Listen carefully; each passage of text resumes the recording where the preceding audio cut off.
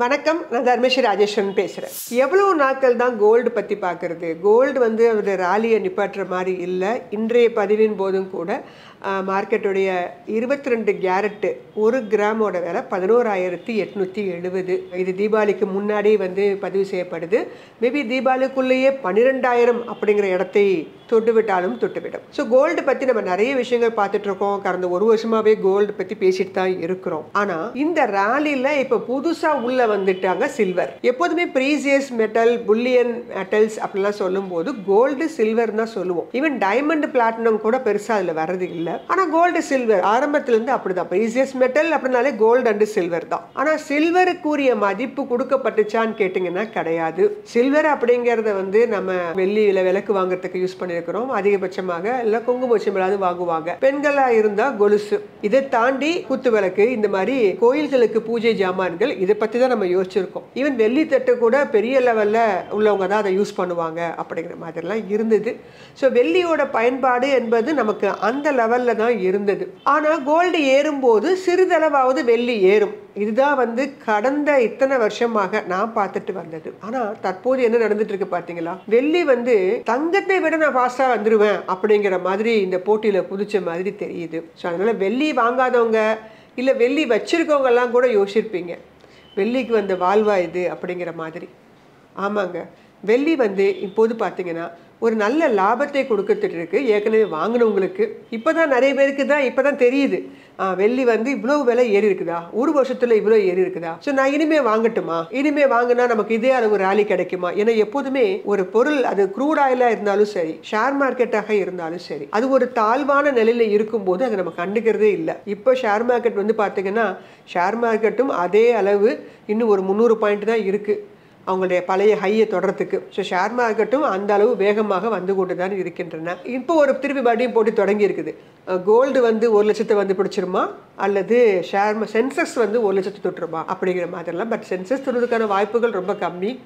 அவங்களோட all time high வேணால் பார்க்கலாம், பட் கோல்டு தான் வருங்கிற மாதிரி என்னுடைய அபிப்பிராயம். ஏன்னா யூஎஸ் சைனாவோடைய ட்ரேட், 2 பேரும் வல்லரசுகள். ட்ரம்ப் நம்மளோட போட்டு சலிச்சிட்டாரான்னு தெரியல, சைனா பக்கம் திரும்பிட்டார். ஏன்னா சைனாவும் வல்லரசு அப்படிங்கும்போது சருக்கு சரியாக தானே இருப்பாங்க. ஸோ அப்படி இருக்கும்போது அந்த யூஎஸ் சைனாவுடைய ட்ரேட் அப்படிங்கிறது பெரிய லெவலில் எதிரொலிச்சிட்டு இருக்கக்கூடிய நிலைமை இது. அதுவும் அவங்களும் அந்த மினரல்ஸில் தான் பெரிய லெவலில் அவங்களுடைய அந்த இதை பெரிய டாரிஃப் எல்லாம் வச்சுருக்காங்க. ஸோ அதன் காரணமாகவும் கூட உங்களுக்கு இந்த சில்வருடைய ராலி இந்த அளவு போயிருக்கலாம். ஸோ நம்மளுடைய இன்றைய பதிவு என்ன அப்படின்னு கேட்டிங்கன்னா, சில்வர் இந்த அளவு ஏறுவதற்கு என்னென்ன காரணங்கள் இருக்குது அப்படின்னு பார்க்க போகிறோம். அடுத்தபடியாக சில்வரை எப்படி வாங்கலாம் அப்படிங்கிறது தான் நம்மளுடைய இன்றைய பதிவு. ஸோ சில்வருடைய மார்க்கெட் ரொம்ப சின்னது. கோல்டுடைய மார்க்கெட்டுடைய வேல்யூன்னு பார்த்தீங்கன்னா $24.9 ட்ரில்லியன்.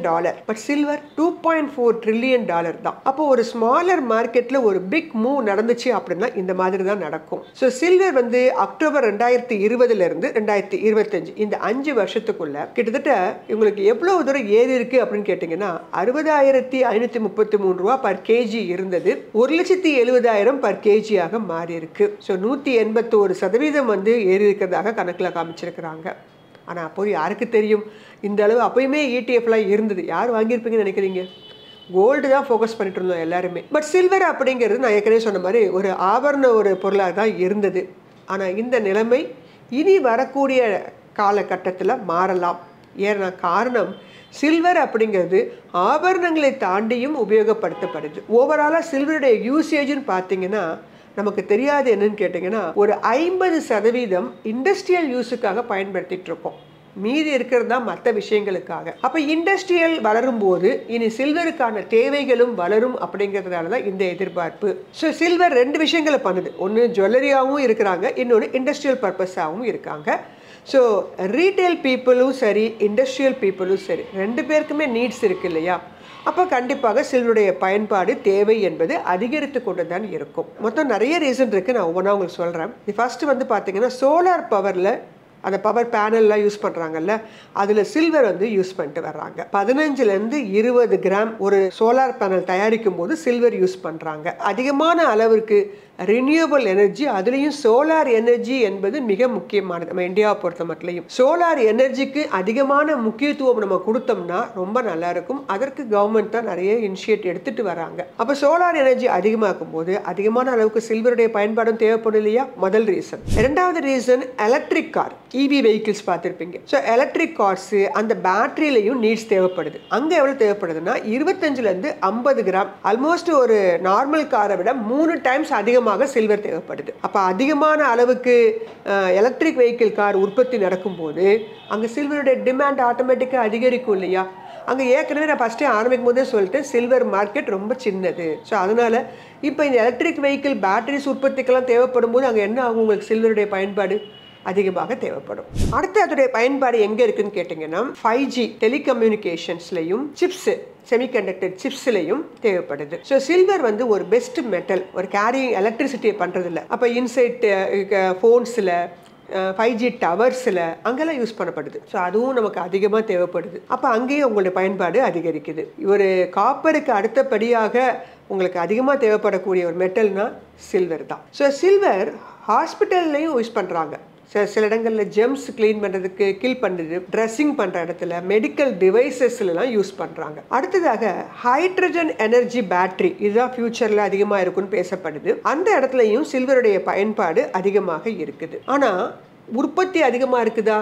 மைனிங் சப்ளை அதிகமாக இருக்குன்னு கேட்டிங்கன்னா இல்லை. கம்மியான அளவுக்கு தான் சுரங்கங்களுடைய வெட்டி எடுக்கிறது, அந்த பயன்பாடுங்கிறது ரொம்ப கம்மியாக இருக்குது. லெஸ் மைனிங் சப்ளை, இதுதான் பெரிய ரீசன். அடுத்ததாக சில பேங்க்ஸ் என்ன பண்ண ஆரம்பிக்கிறாங்க, அதை பை பண்ணலாங்கிற மாதிரி இருக்கிறாங்க ஃபியூச்சரில். ஏன்னா இந்த அளவு தேவைகள் இருக்கும்போது அதே மாதிரி என்ன பண்ணலாம், இப்போ கோல்டு சென்ட்ரல் பேங்க் அதிகமாக வாங்குறதுனால தானே உங்களுக்கு இந்த மாதிரி ரேட் ஏறிட்டு இருக்கு. ஸோ அந்த மாதிரி அவங்க ஃபியூச்சரில் வாங்கினாங்கன்னா இந்த பயன்பாடு இன்னும் ஏறலாம். சில கண்ட்ரிஸ், சைனா, ரஷ்யா, பிரிக்ஸ் போன்ற கண்ட்ரிகள் எல்லாமே கோல்டு சில்வரை வந்து US டாலருக்கு மாற்றாக வாங்கி வைக்கலாமான்னு யோசிக்கிறாங்க. ஸோ வேர்ல்டு வைடு சில்வர் வந்து இம்பார்ட்டண்டாக பேசப்படுது.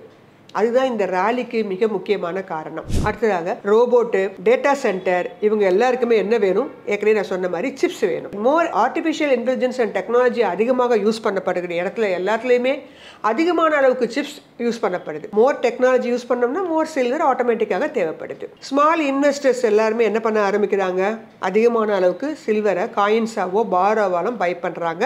பத்தாவதுக்கு இப்போ ETF இருக்குது, சில்வர் ETF, அதையும் வாங்க ஆரம்பிக்கிறாங்க, அக்ரெசிவாக வாங்க ஆரம்பிக்கிறாங்க. பீப்புள் என்ன நினைக்கிறாங்க அப்படின்னா, அந்த டச் பண்ணுற ஐட்டங்கள் தான் அவங்களுக்கு கண்ணால் பார்த்து உணர்ந்து வாங்கணும், அதுதான் அவங்களுக்கு வந்து பிடிச்சிருக்குங்கும் போது ரீட்டைலருக்கு கோல்டுக்கு அடுத்தபடியாக, ஏன்னா கோல்டு 8வது உயரத்துக்கு போயிட்டு இருக்குது, சில்வராவது வாங்கி வைக்கலாமே அப்படின்னு இந்த மாதிரிலாம் வாங்கிறதுக்கு முன் வந்துட்டு இருக்காங்க. அது ஒரு மிக முக்கியமான ரீசனாக கருதப்படுது. சில்வர் வந்து வேற எந்த மெட்டல்ஸும் இல்லாத ஒரு ஸ்பெஷாலிட்டி வச்சிருக்கிறாங்க. அவங்க வந்து எலக்ட்ரிசிட்டி என்ன பண்றாங்க, ஈஸியாக கண்டக்ட் பண்றாங்க. ஸோ அதனால ஒரு ப்ரைஸ் வந்து உங்களுக்கு அதிகமான அளவுக்கு தேவைப்படுது. ஏன்னா ஃபேக்ட்ரிஸ் வந்து எப்போதுமே அவங்களுடைய உற்பத்தியை நிறுத்த போறது இல்லை. ஒரு மின் கடத்தியாக செயல்படுறதுனால இந்த சில்வருக்கான உபயோகம் இன்னும் வருங்காலத்தில் ஆபரணங்களை தாண்டி இத்தனை இண்டஸ்ட்ரிக்கு தேவைப்படும் போது, அதே சமயம் மைனிங் கம்மியாக இருக்கும்போது சில்வர் வந்து இந்த அளவுக்கு உயர்ந்ததுக்கான காரணமாக கருதப்படுது. 45 வருஷங்களுக்கு அப்புறமாக பழைய ஒரு உயர்ந்த நிலைக்கு வந்திருக்கு அப்படின்னு நம்ம இதை சொல்லலாம். சில கிரிப்டோ ப்ராஜெக்ட்ஸ் கூட அது சில்வரை வந்து அடிப்படையாக வச்சு டிஜிட்டல் காயின்ஸ் தயாரிக்கலாமா அப்படிங்கிற மாதிரி, டிஜிட்டல் சில்வர் காயின்ஸ் அல்லது டிஜிட்டல் டோக்கன்ஸாக யூஸ் பண்ணுறதுக்கான முயற்சிகளில் இறங்கியிருக்காங்க. அது ஒரு காரணம் சில்வர் இந்த அளவுக்கு ஏறுவதற்கு. சில்வர் ஸ்டாக் வந்து அது வந்து ஃபால் ஆகிட்டே இருக்குது. ஏன்னா சில்வருடைய ஸ்டோரேஜ் அப்படிங்கிறது ரொம்ப கம்மியாக இருக்குது. ஸோ MCXல வந்து வாங்கும்போது ஸ்டோரேஜ் கம்மியாக தான் இருக்குது. ஆனால் அதிகமான பேர் மக்கள் கேட்குறாங்கன்னா என்ன ஆகும், அதோடைய விலை வந்து ஏற ஆரம்பிச்சிடும். ஃபிசிக்கல் டெலிவரி கொடுக்க முடியாது. ஸோ அதனால தான் இப்போ நிறைய ரீசெண்டாக Kotak, ICICI, Tata group of mutual funds கூட சில்வருடைய ETF, சில்வர் ஃபண்டெல்லாம் வந்து கொஞ்சம் நாளைக்கு நிறுத்தி வைக்கலாமான்னு யோசிச்சிருக்காங்க. ஏன்னா அதை அந்த இதை ஃபார்மேட்டாக கொடுக்க முடியாது. அதன் காரணமாக நீங்கள் பணம் கொடுத்தா அங்கே வாங்கி வைப்பாங்க, அங்கே தான் இல்லையே. ஸோ இருந்தால் தானே கொடுக்க முடியும். ஸோ இது எல்லாம் தான் இந்த சடன் ரேலிக்கு காரணம். நீங்கள் ETF ஒரு ரேட் இருக்குது, நீங்கள் போய் கிராமாக வாங்கும்போது வேறு ரேட் இருக்குது. அவ்வளோ டிஃப்ரென்ஸ் இருக்குது. இன்றைக்கெல்லாம் 207 ரூபா போயிட்டுருக்கு. நீங்கள் நார்மலாக போய் 1 கிராம் கடைகளில் காயினாக வாங்கினீங்க அப்படின்னா, இது ETF வாங்கும்போது 174 தான் போயிட்டுருக்கு. ஸோ இந்த பேக்வர்டேஷன் காரணமாகவும் சில்வருடைய விலை வந்து வேகமாக ஏறுது அப்படின்னே சொல்லலாம். கோல்டுங்கிறது ஒரு கரன்சியாக பாவித்து அதன் காரணமாக கோல்டுடைய ரேட்டு தனிப்பட்ட முறையில் அது தனியாக ஏறிட்டு இருக்கு. ஆனால் சில்வர் கரன்சியாக பாவிக்கல, இண்டஸ்ட்ரியல் யூசேஜ் ரொம்ப அதிகமாக இருக்குது, அதே சமயம் ஸ்டோரேஜ் கம்மியாக இருக்குது, மைனிங் சப்ளை ரொம்ப கம்மியாக இருக்குது. இதன் காரணமாக சில்வர் வேகமாக ஏறிட்டு இருக்கு. அதனால ஏற்கனவே வாங்கினவங்க எல்லாருமே ரொம்ப குஷியாக இருப்பீங்க. புதுசாக வாங்கலாமா அப்படின்னு யோசிக்கிறவங்க, ஏன்னா ETF 174 வந்துருச்சு. ஸோ இந்த இடத்துல இருந்து ஒரு பெரிய ஃபால், ஒரு கரெக்ஷன் நடந்தா என்ன பண்றது அப்படிங்கிற பயமும் இருக்குது. அதே சமயம் 174ல இருந்து ஏன்னா உங்களுக்கு ஸ்பாட்ல 200 ரூபாய்க்கு மேலே போயிட்டு இருக்கு, அப்போ ரேட்டு கொஞ்சம் ஏறலாம்ங்கிற எண்ணமும் இருக்குது. அதனால ஒரு 100 வாங்கலாம்னு முடிவு பண்ணினா இந்த இடத்துல ஒரு 50 வாங்கலாம். 50 ஏறிச்சுன்னா இந்த 50ல நமக்கு லாபம். ஒருவேளை ஏறல இறங்குச்சுன்னா திருப்பி இறங்கி வரும்போது மறுபடியும் நம்ம பதிவெல்லாம் கொடுப்போம், நம்ம அப்போ வாங்கிக்கலாம். ஏன்னா இப்போது இருக்க நிலைமை அப்படிங்கிறது ஒரு அன்சர்டனிட்டி, யாராலையும் கணிக்க முடியாத நிலைமை. இது மாதிரி ஒரு நிகழ்வு நடந்ததே இல்லை. சில்வர் வந்து ரொம்ப ஸ்லோவாக தான் ஏறி வருவாங்க, கோல்டு அளவுக்கு ஃபாஸ்ட்டாக ஏற மாட்டாங்க. ஆனால் தற்போது சில்வரும் ரொம்ப வேகமாக ஏறி வருவது ஒரு இதன் காரணமாகவும், முக்கியமாக நம்ம ஃபர்ஸ்ட் ஆரம்பிக்கும் போது சொன்னேன் இல்லையா, US சைனா ட்ரேடு டென்ஷன் அப்படிங்கிறது ஒரு முடிவுக்கு வருமானு தெரியல. அது வர்ற வரைக்கும் நமக்கு இந்த கண்டிஷன் தான் இருக்கும். அதனால நீங்க போய் கடைகள்ல வந்து நீங்க வந்து காயின்ஸ் ஆகவோ இல்ல பாராவோ போய் கேட்டா கூட இப்போதான் தட்டுப்பாடு நிகழ்கிறது அப்படின்னே சொல்றாங்க. கிடைக்க மாட்டேங்குது, 10 நாளுக்கு நீங்க வெயிட் பண்ணணும் அப்படிலாம் சொல்றாங்க. அதே சமயம் பொருட்களாக நம்ம வாங்கி வைக்கலாமா, பூஜை பொருட்களாகவோ இந்த மாதிரி வாங்கி வைக்கலாமா அப்படிங்கிற ஒரு யோசனை உங்களுக்கு இருக்கலாம். பட் பூஜை பொருட்களாகவோ அந்த மாதிரிலாம் நம்ம கொலுசு இந்த மாதிரிலாம் வாங்கும்போது கூட அவங்க என்ன பண்றாங்க, நீங்க திருப்பி ரீசேல் பண்ணும்போது கேட்டுக்கோங்க, நீங்க பண்ற வேல்யூலேருந்து 15% 20% கம்மியாக்கி தான் கொடுக்குறாங்க.